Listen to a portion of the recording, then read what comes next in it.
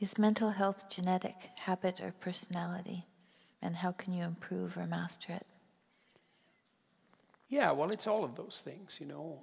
You might say, well, it's unfair that it's genetic. Well, look, we all have different temperaments, okay? There's 5 dimensions of temperament. Extroversion, that's sensitivity and threshold for positive emotion.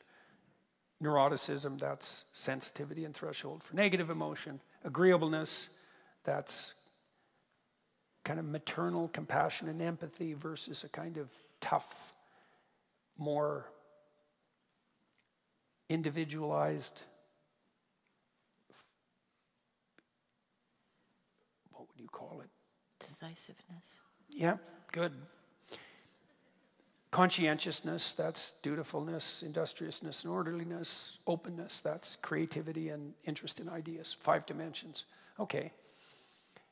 Where you land on those dimensions is determined to a large degree by the genetic lottery. And now there's some movement on each dimension that can occur as a consequence of socialization, but it's bounded by the place you landed when the cards were dealt, by the genetic code when you were born. And you might say, well, that's unfair. It's like, well, it's not unfair exactly. It's just, there's a randomness about it within a bounded world. And it's not unfair partly because every advantage comes with a disadvantage. So if you're extroverted, you're social and you're positive, but you're impulsive.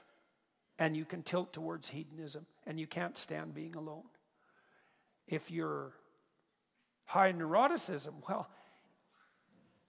you suffer a lot of anxiety and pain, but you're pretty sensitive to threat and you might see danger before anyone else does, and then you don't die. And so, and maybe your children don't either. And if you're agreeable, well, you're compassionate and caring, but you're going to not stand up for yourself very well, and you're going to, your temptation is going to be bitterness and resentment. If you're conscientious, well, you're orderly and industrious, but you can get obsessive. And if you're creative, well, then you end up with purple hair and nose rings. And I did a study at Harvard in like 1994 when piercing and tattooing started to first emerge on the cultural landscape, because we were trying to find out if it was a marker for psychopathology, which wasn't obvious at that point.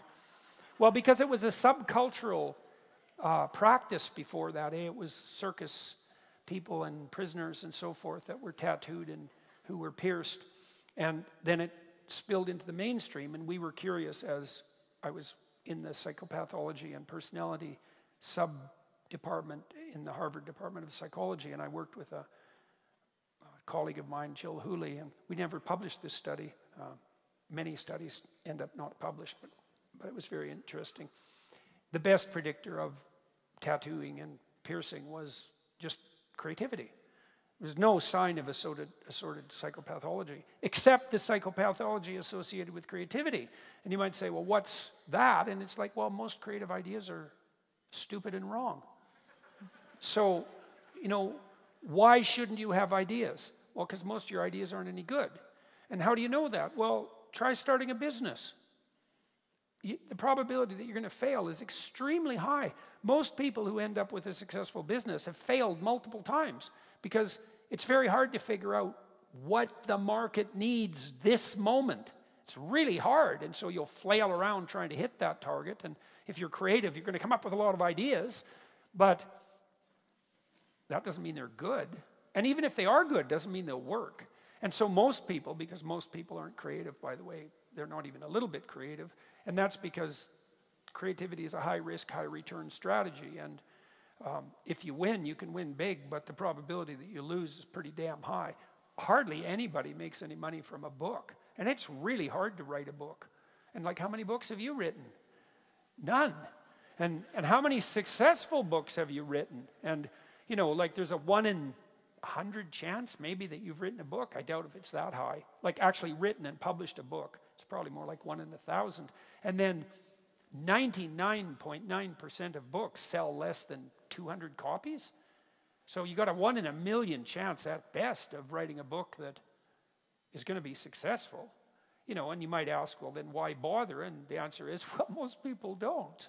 That's how they solve that problem. Just don't do that, and then you won't fail.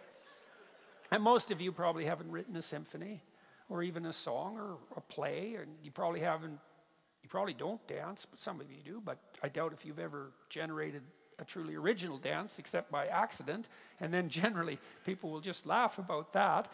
So we studied creative achievement across a wide range of people.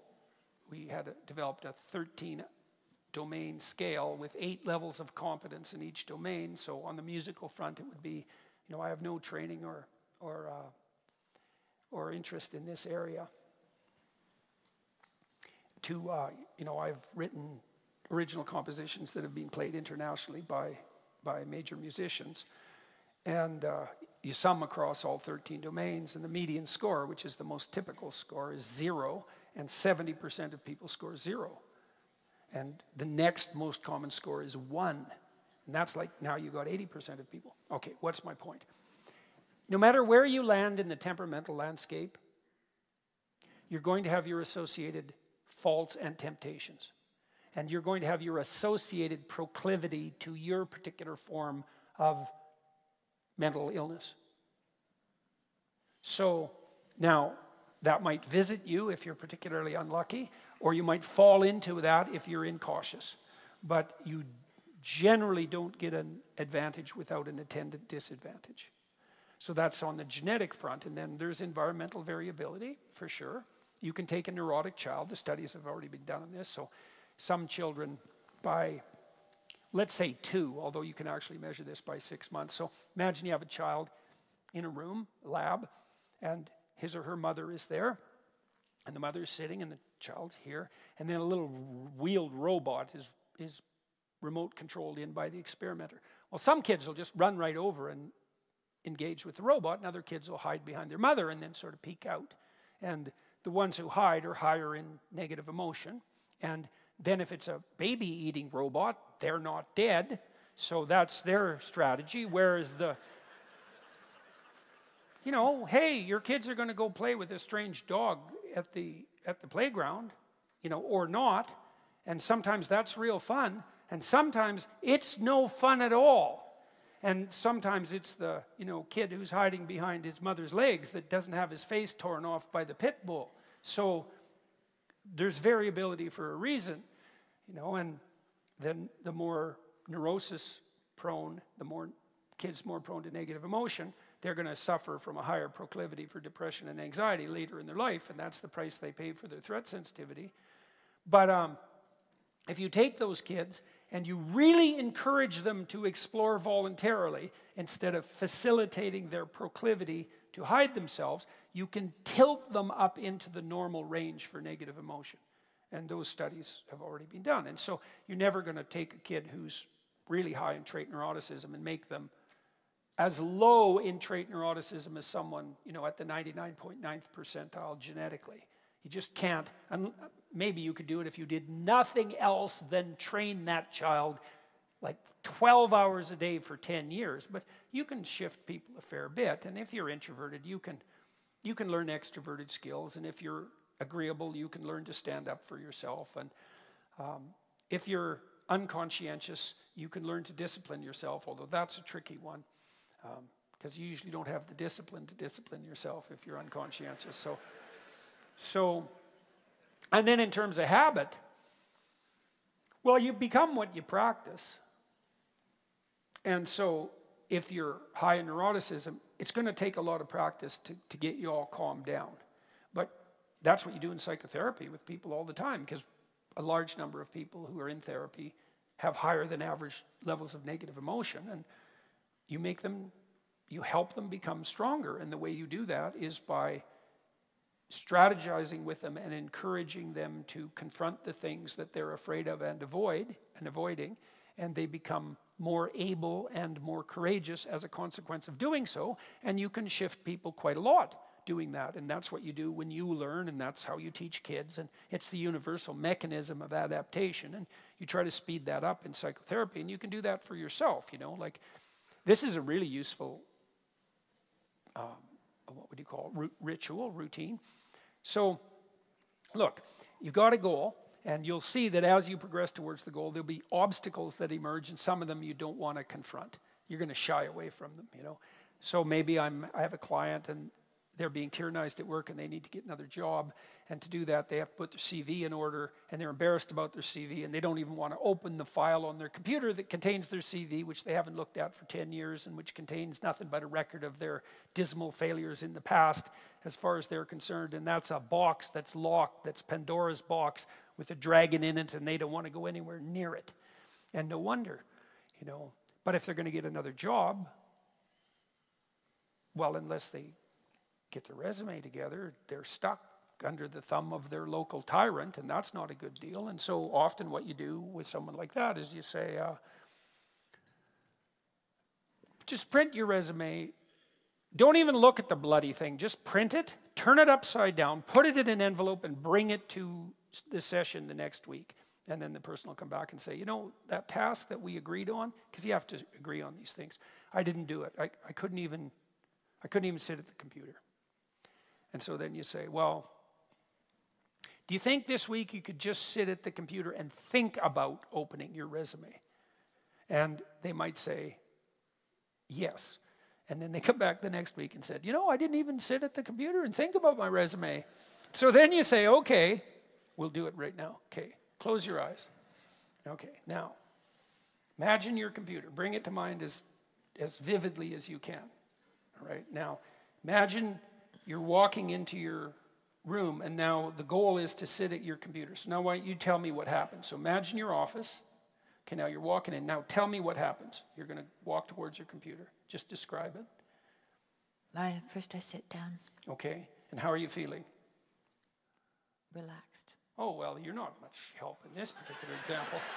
No, you mean terrified out of your skull. Oh, you want me to be terrified? Yeah. Oh, okay. Okay. You didn't say that. She's not very high in neuroticism, by the way, as you can tell because she's married to me. So, okay. So I'm terrified. Okay. So what's happening? Good. So what's happening with your breathing? Shallow. Okay. So try to pay attention to your feet for a minute. Okay. They're twitching. They're twitching. Yes. Okay. So just try to let them kind of sit heavily on the floor. Oh, okay. Now pay attention to your calves. And let them relax, and then you walk the person through their body, and you say, now pay attention to your breathing, just relax. Now you don't have to do this with people, but it's a good thing for them to learn. Okay, now, so how are you feeling? By the way, you're feeling slightly better. I am feeling slightly better, yeah. Okay, good. Now, imagine that you just turn on your computer. Okay, so what happens when you just turn on your computer? I shallow breathe. Yeah, okay. So now you get the point, and then you walk the person through turning on their computer and then opening up the dread folder and then reading the title of the horrible dragon resume and then maybe opening it. And then you say, that's good enough for this week. And then maybe the person can go home and just open their damn resume. And then maybe they can print it out and bring it to you. And then maybe you can go through the sub-reptiles one by one, you know, and clean out the snakes. It's like, well, what were you doing between 2011 and 2013? And the answer is, that is the last thing that I want to discuss with anyone, right? So there's a lacuna, there's a hole in the account, in the autobiographical account, and chaos itself is looking through that with all that disorder and shame and malevolence lurking in the background, and no one wants to look at that. You think, well, you didn't do a very good job between 2012 and 2013, and you've got a hole in your record, and right, and we need to do something about that now. And so, you know, how do we address that so that you have a coherent account of yourself? And look, this could take a good while, right, to put that all back together. That's your whole past, to put that together in a manner that you could confidently bring forward to a new potential employer, but it's worth it if you escape from tyranny and you now have a coherent account of yourself and you've atoned for your past inadequacies, let's say, and you're ready to move forward. And partly what you do in therapy and partly what you should do with yourself is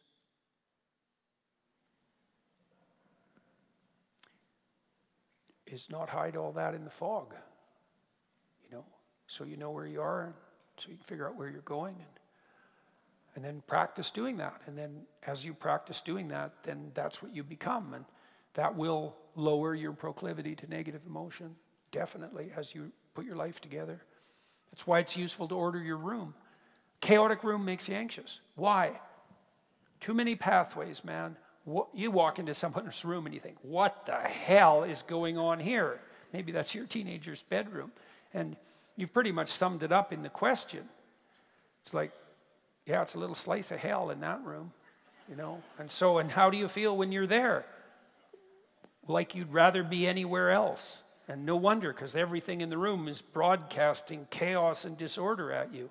And so that's another thing I used to do with my clients, typical behavioral maneuver, which is, if you're anxious, organize your surroundings a bit. Simplify, declutter, organize bit by bit. Order, habitable order. The habitable order that is good.